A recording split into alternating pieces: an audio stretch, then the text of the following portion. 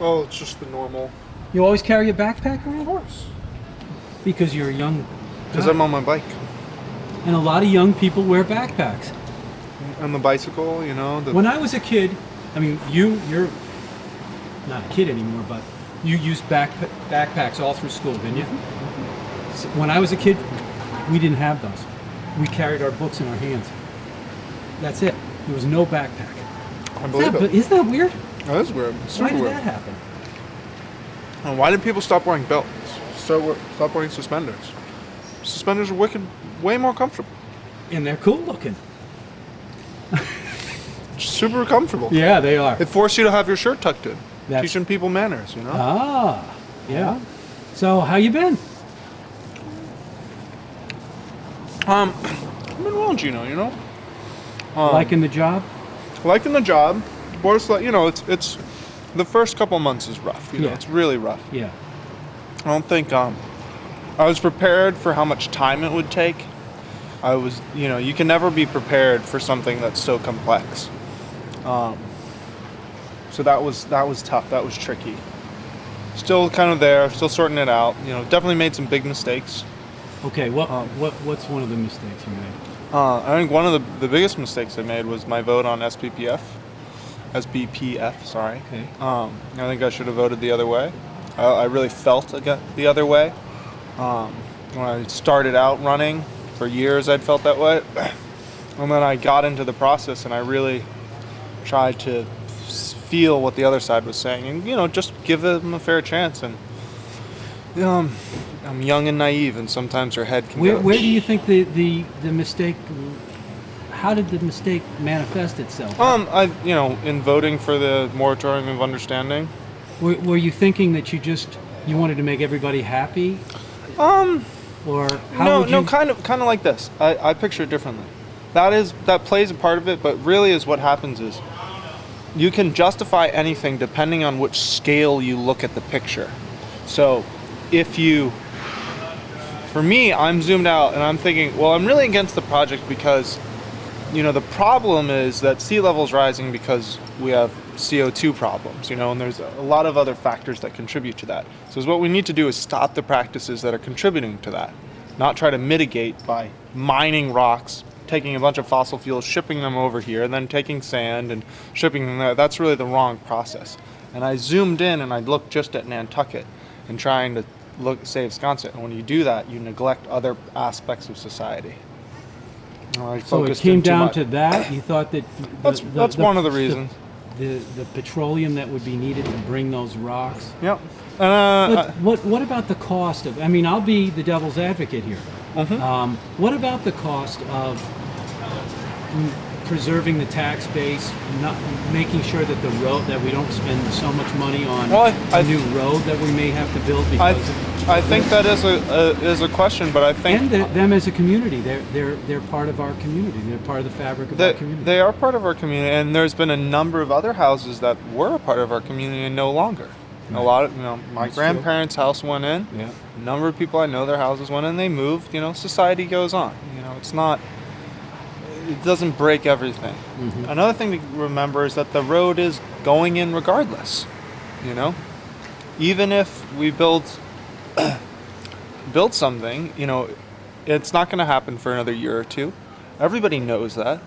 And I think the biggest thing that really disturbs me about kind of the whole process is how much manipulation is taking place in the process. Where you see, anybody who watches the Board of Selectmen meeting can see that there was no action on the SBPF issue until I said, and I'll quote myself, I'm not ready to see Sconset go yet. And I wasn't there in my mind at that moment. I wasn't ready to just let Sconset go.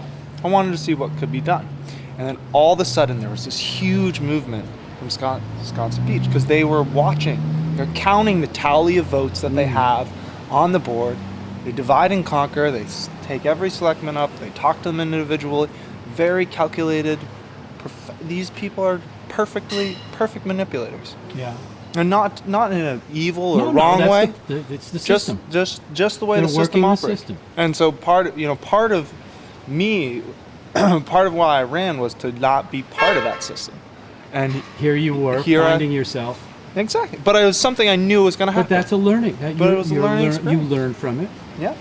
Do you, when you're sitting on the board and you're sitting in your chair there, are you thinking like, okay, I've got these people that voted for me. I know how they're thinking, and I got to vote. Do you think about them? I do. I think. Well, one thing I've learned really fast is the people who really matter are the people whose voice you never hear from. You know, there's. But if you don't hear from them, how do you know what their voice is? Well, because you have to reach out and talk to them. You know, it's the people who aren't talking to you. Their voice is just Oh, as I see what you important mean. as those people who are calling you, sending you emails every day. You can't be confused by just the people you hear from. They're giving you one or two perspectives on one or two sides of the issue. There might be a third perspective that you're not getting because you don't hear from those people. So that's where trusting your instincts comes into play. Looking at the big picture, what are we trying to do as a society? What am I really trying to do? What does a healthy society look like? Looking in philosophy, trying to examine what that is. You know, seeing other cultures where things really work, seeing what works on Nantucket, promoting that, what doesn't work, not promoting it. So, how do you see yourself progressing? Do you like the world of politics? I'm catching you. You've been a selectman for how long right now? I think it's 3 months. 3 months, April, brand new. maybe 4 months. Yeah. 4 months now. Would you say that it's what you thought it was going to be, or is it? It's a lot of what I thought it would be. The complicated thing for me has been managing my own life and the Board of Selectmen. It's really a full-time job. My life is a full-time job, Yeah, so right. You really I'm do. living two lives. Yeah. And so a lot of my first months has been just developing habits that really allow me to be very organized and just have a system of going through information, having people around me that I can hand off information to and trust, give me a good opinion back, establishing those relationships. That takes time. I think to your question, really, how I feel about politics in general is that I'm not excited about the way politics are now, but I don't think politics are going to be this way for the next 20 or 10, 20 years. This system will change. What's happening in Congress will be, people will look back and be like, ha, you remember when It's that happened before. It's happened before, Yeah, it'll get better. Yeah. Do you see yourself staying in politics as you get older? I haven't really been thinking about it. You don't think about that? That's just not how I live my life. Yeah. It's something I've always really loved being with people. I love people. Is it addictive, you think? Being in politics or being a around selectman. people? You think it could be addictive? Could you see why Any- people keep running? Anything can be addictive, Yeah. So yes, Yeah. totally, Yeah. totally. Everything's addictive. The power, though. Do you like the prestige? I'm ambivalent about it. I mean, you don't walk around like It was no one would know that you're a selectman. Yeah. Right? Yeah, You no. like that?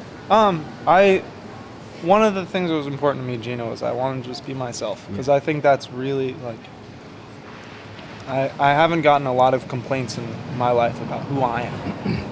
I've only gotten positive feedback about the activities I've done, just doing what I thought was important. Yeah. I think people voted for you for that reason. Yeah. So I think you standing up and admitting that maybe you were wrong on this, I think that shows a lot of courage and integrity. And that's why I think people voted for you. Yeah. So continue the good work, buddy. Thanks, Gina. Where are you off to work? I'm up Main Street, 122. Gonna lay a little brick veneer for the Ooh, make it look old. Ooh. Working with Henry Varian up there. very nice. So it'll be good. Say hello to Henry for me. I will. Thank you, Gina. Thanks.